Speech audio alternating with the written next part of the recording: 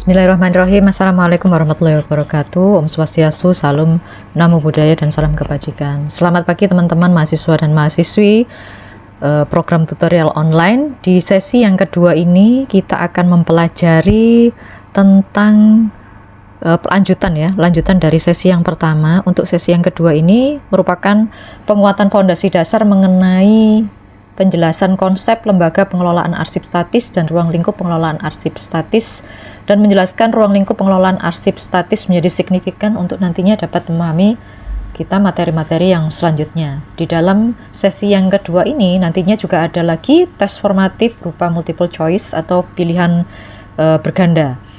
Di dalam CPL-nya untuk sesi yang kedua ini mahasiswa diharapkan mampu untuk menjelaskan ruang lingkup layanan informasi arsip ya dengan tepat.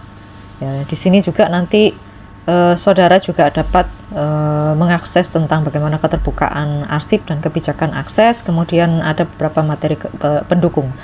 Di sini juga nanti akan ada diskusi kedua yang harus saudara kerjakan sesuai dengan pertanyaan yang ada di diskusi itu. Dan untuk perlu diingat bahwa di sesi kedua ini saudara mempunyai waktu 2 minggu sama seperti dengan sesi yang pertama, dapat diakses selama 2 minggu. Ya, jadi jangan lupa lagi untuk mengeklik presensi untuk tiap sesinya. Itu saja dari saya. Terima kasih, kurang lebihnya saya mohon maaf. Wassalamualaikum warahmatullahi wabarakatuh. Terima kasih.